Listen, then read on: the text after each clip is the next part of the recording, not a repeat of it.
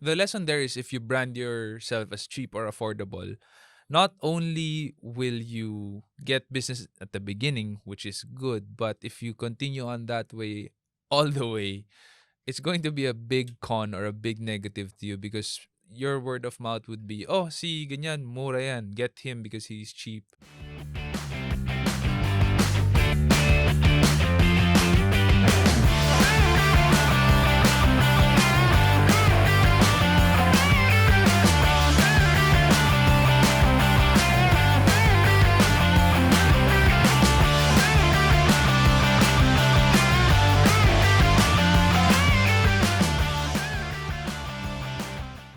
Tell us about your vision for Reality Box. What's your long term? I mean, the reason why I'm asking this is because we have a lot of photo and video companies out Correct. there. Some of them startups, some of them have been there quite a while. Some of Yeah. them are big brands. Now, all of them are doing photo and video shoots and editing.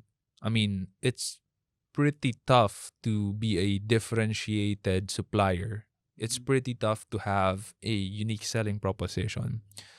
And usually, unique selling propositions come from a vision that the founder or founders have.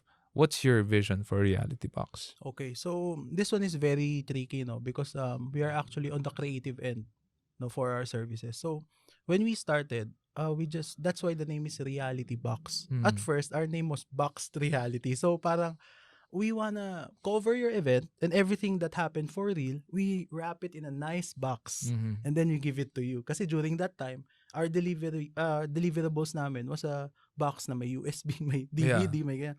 So reality box, Yeah. something like that. So when we started, Ngayon ko we lang nalaman yan. no, yun ang backstory nun, pare. Yun pala yun.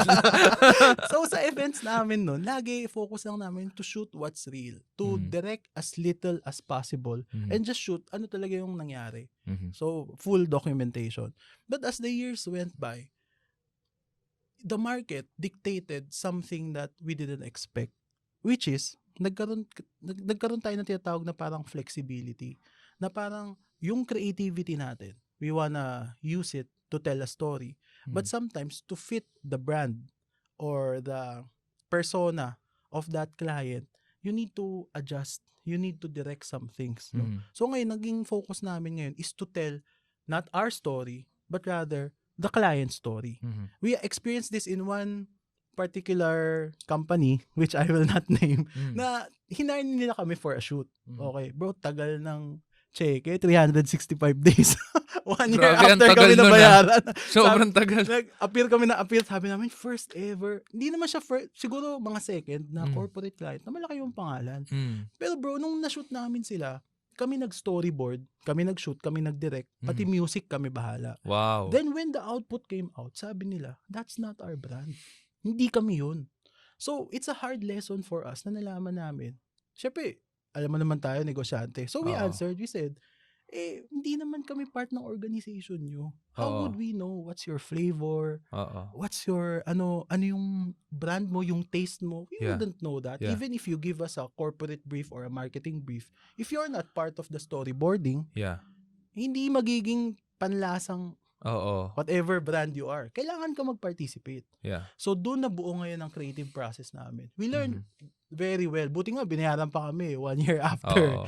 Pero it was a hard lesson. We knew then that from the storyboarding pa lang, dapat nandyan na yung client. Yeah. Most especially if it's corporate. Kasi weddings and baptismas and what, wala namang ganun eh. Oo. You're free to You're be free to creative do whatever you Yeah. want. Pero if your client is corporate, which is yung time na yun, nagta-transition kami, kailangan involved sila. Oo.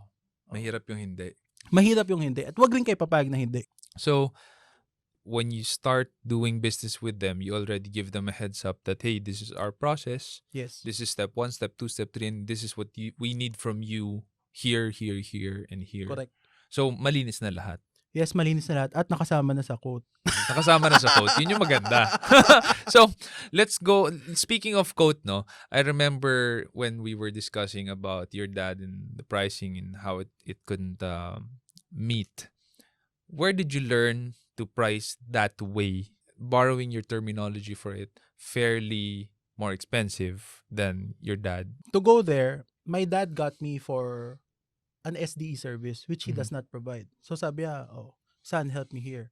So I was able to successfully do the SDE, and then we played it during the reception. This was a mainland Chinese na wedding. No? Okay. So ang tagal ng time. We finished lunchtime, dinner pa yung reception, ang haba ng time. I can do it. So I finished it, nagplay.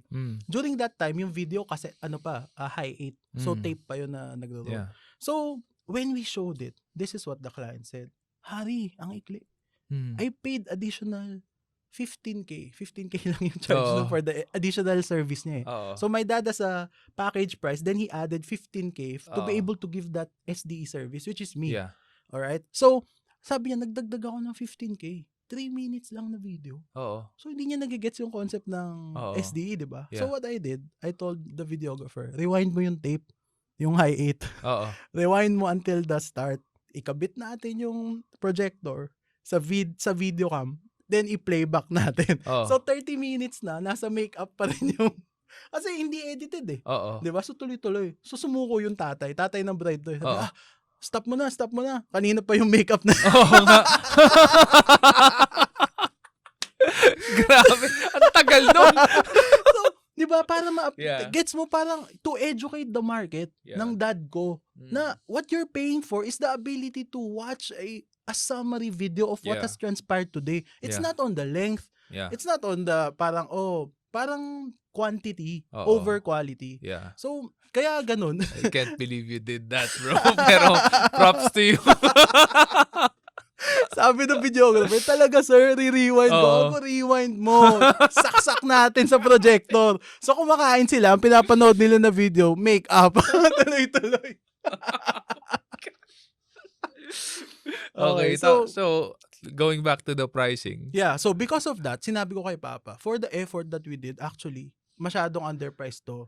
And then, yung client niya cannot accept that. Yung talagang tamang price. So, what we did was, we separated na. Every time that there's an inquiry from my dad na kailangan may same-day edit, may growing up photo, whatever have you, papasa niya na sa akin. He won't even give a price. Tapos every time na may inquiry kami na gusto lang ng super basic, as in labor lang or whatever, I give it to my dad. Ganun na yung nangyari na parang work around doon. Yeah. And I'm curious, so was this always the business of your dad? I mean, sa atin Chinese, parang ito ba yung pinang-aral niya sa atin? Yes. The photography. Yeah. And my dad didn't, alam mo pare, my dad didn't increase his price for such a long time. And then, as diba, we're growing up, we're not stupid. We see the market. Tapos nakikita ko actually, some of my dad's clients are actually, pare, taking advantage din. Na parang, tauke tawag sa'yo. Pero ayaw ka talaga bayaran ng right price. So, napansin ko, the market is actually not ripe for our kind of services. I don't know if now they are, but based on the last time that I helped him, kasi recently he needed help. Parang ayaw pa rin talaga magbayad ng tama. Talagang super lowball. The lesson there is if you brand yourself as cheap or affordable, not only will you get business at the beginning, which is good, but if you continue on that way all the way, it's going to be a big con or a big negative to you because your word of mouth would be, si ganyan, mura yan, get him because he's cheap, because she is cheap. And cheap is not a word you want to describe yourself when you're running a business. If you are always cheap, they also think that your output is not that good, which is not really a good thing for you. And one reason why, at least in SEO Hacker, I can speak for our company that we positioned ourselves premium pricing, but also the best service that you can get in terms of SEO and digital marketing, is we really want to give the best. And to give the best, we need the budget for it. So people and companies who do have the budget for it, they experience huge amount of ROI that we are able to give them through digital inquiries on their website, people who are searching online. And the word of mouth for SEO Hacker is not that they're cheap, but it's that they work. They actually deliver, which is good. Now, there would be some people who would say, SEO Hacker, huwag niyo kunin yan, mahal yan eh. Then that's fine. Kasi hindi naman namin market yun eh. But that way, I also preserve our manpower who are the elite people doing digital marketing here in the Philippines. I reserve them for the companies and people who can pay, which is still a win for me.